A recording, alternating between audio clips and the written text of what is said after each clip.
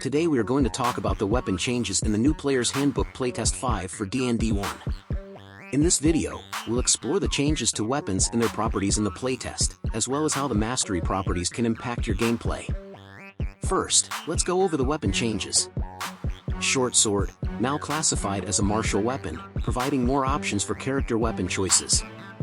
Net, reclassified as adventuring gear instead of a weapon, with a playtest description in the adventuring gear section.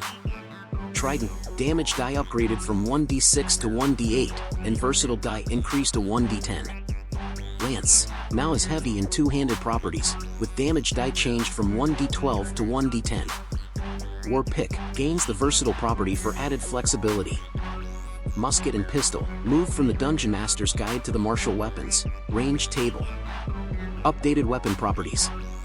Light, revised to allow an extra attack as a bonus action. Thrown, updated to allow drawing the weapon as part of the ranged attack, streamlining the action economy. Now let us go over the new mastery properties for each. Cleave, for heavy melee weapons, allows an extra attack against a second creature within 5 feet of the first target and within reach. The second creature takes weapon damage without the ability modifier added unless the modifier is negative. This extra attack can only be made once per turn, making characters with heavy melee weapons more versatile and deadly in combat against multiple enemies. This master property applies to the following weapons: Great Axe, Glaive, Halberd, Greatsword, Maul, Pike. This is very similar to the Battle Master's ability Sweeping Attack. The only difference is with this mastery you can only attack an enemy that is within 5 feet of the original enemy you attack, whereas Sweeping Attack allows you to attack any enemy that is within 5 feet of the weapon's reach. Flex, for versatile weapons, enables dealing with versatile damage even when wielding the weapon with one hand. This mastery property provides more flexibility in combat, allowing characters to benefit from two-handed damage while still having the option to use a shield or another item in their other hand. This mastery applies to the following weapons: Quarterstaff, Spear, Battleaxe, Longsword, Trident, War Pick, and Warhammer. This ability allows you to use two-handed damage on versatile weapons while holding a shield. On average, this is only going to equal 1 or 2 points of damage extra per attack. Since this deals so little damage per attack, this is the worst mastery. Graze, for heavy melee weapons, allows characters to deal damage equal to their ability modifier even if their attack roll misses a creature. The damage type is the same as the weapon, but it cannot be increased, except by raising the ability modifier. This mastery property helps to mitigate the impact of missed attacks, ensuring that characters still deal some damage in combat. This applies to the following weapons: Glaive, Greatsword, Halberd, Maul, and Pike. This mastery allows you to damage the enemy even if you miss your attack. This works off your ability modifier, so if you have a strength of 20, you will do a damage of 5 on a miss. This helps deal damage and can add up over time. Nick, for light weapons, allows the extra attack granted by the light property to be made as part of the attack action instead of as a bonus action. However, the extra attack is still limited to once per turn. This mastery property streamlines the action economy for characters using light weapons, making their combat turns more efficient and dynamic. This mastery applies to these weapons: club, dagger, hand axe, light hammer, sickle, scimitar, short sword, and hand crossbows. This allows you to do your two-hand fighting bonus attacks as an action instead of as a bonus action. If they have the Battle Master in DnDOne, this would be an excellent choice. Since many of the Battle Master's maneuvers are bonus actions, this will free up the bonus action for maneuver.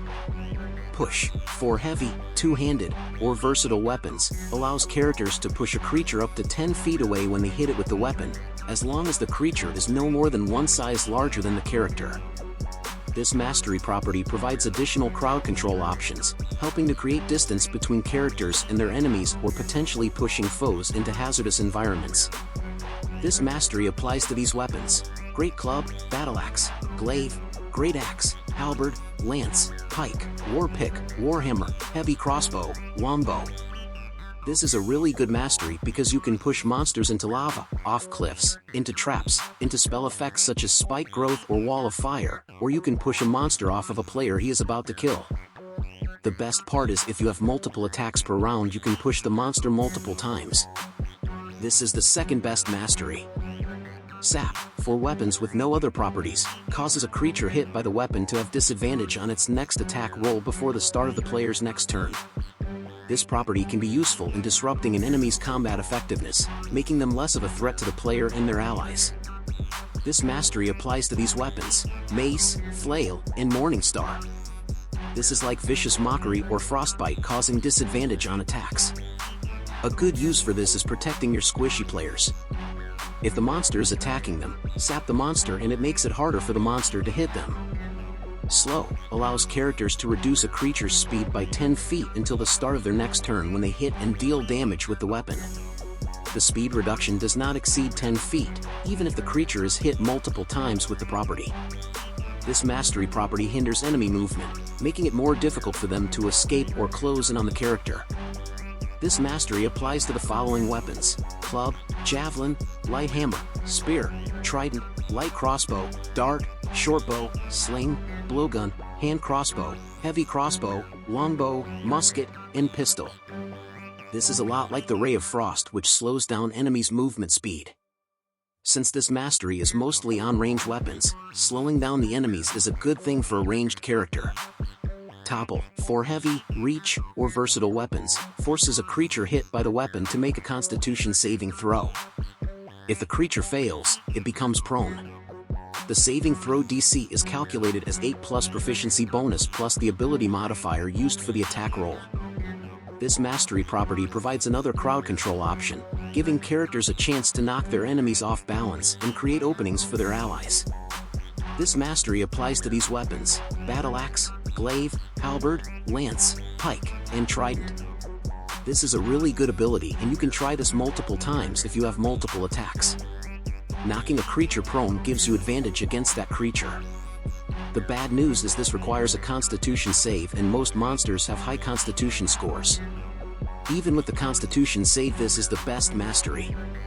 Vex, for ammunition, finesse, or light weapons, grants advantage on the next attack roll against a creature hit and dealt damage by the weapon before the end of the character's next turn.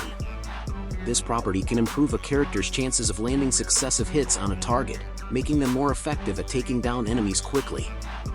This mastery applies to the following weapons: dagger, dart, hand axe, rapier, scimitar, short sword, short bow, whip, blowgun, hand crossbow, longbow, musket, and pistol. This will allow you to hit more often as you get an advantage on your next attack when you hit an enemy with an attack. This is also good for the range weapons on the list because this is one of the few ways a ranged player can get advantage. This is the best damage mastery. So there you have it. These are the weapon changes for this playtest, complete with mastery properties and their prerequisites. Keep in mind that this is playtest material and is subject to change based on feedback and further development. By incorporating these changes, the goal is to add more depth and strategy to weapon choices in the game. We hope that these modifications will enhance your gameplay experience and bring a new layer of excitement to combat encounters. If you like the video, please leave a like. Please subscribe to the channel. Thank you for watching.